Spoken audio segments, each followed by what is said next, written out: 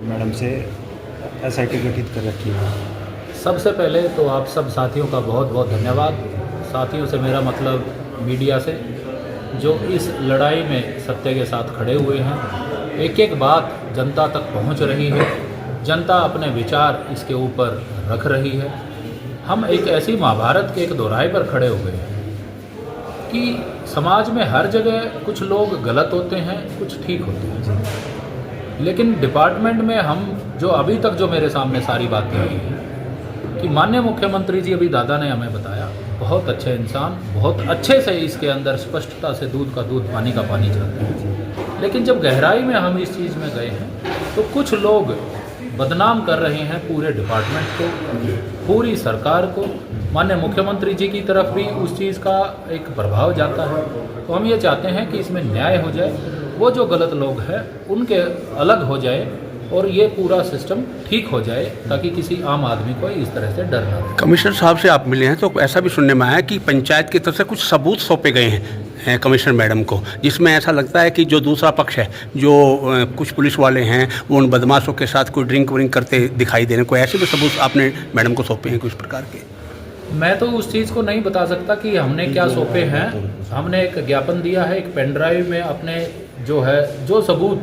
देखो, इस चीज़ को नकारा नहीं जा सकता कि पुलिस के कुछ कर्मचारी, कुछ बहुत थोड़े, अपने लालच में, अपने स्वार्थ में अपराधियों के साथ साठगांठ काट करके मिलकर रहते हैं, और ये हम सबको शंकाएं रहती हैं और इस चीज़ से नकारा नहीं जा सकता। लेकिन अब वो सबूत हमने सौंपे हैं, वो सबूत आप लोगों में से ही किसी ने हमें प्रोवाइड किए हैं। हमारे पास तो कहीं से आए नहीं, जो स्तंभ हैं जो आप लोगों के अंदर ही हैं। अब वो सबूत तो मैं आपको नहीं दे सकता, आपस में ही आप लोग पता करेंगे तो मेरे ख्याल से एक दूसरे से आपको मिल जाएंगे।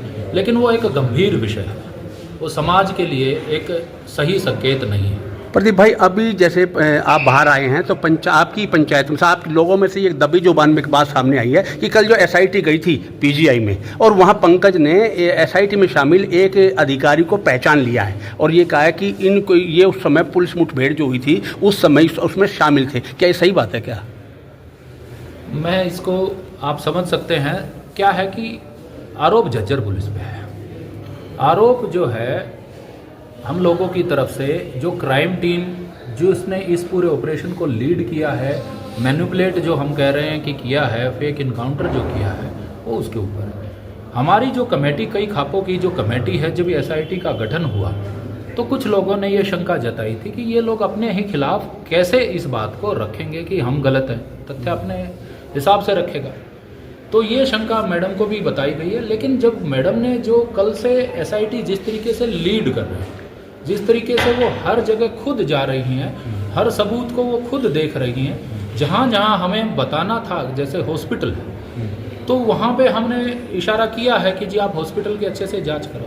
अब मैंने पंचायत में भी ये बात कही थी कि पीजीआई हमारे देश का, प्रदेश का ही नहीं, देश का प्रतिष्ठित संस्थान है, और वहाँ पे क्यों नहीं उनको लेके जाए। एक जवान देश के लिए बड़ा कीमती होता है, तो वहाँ पे अच्छी इलाज और हो सकता था इस हॉस्पिटल की बजाय।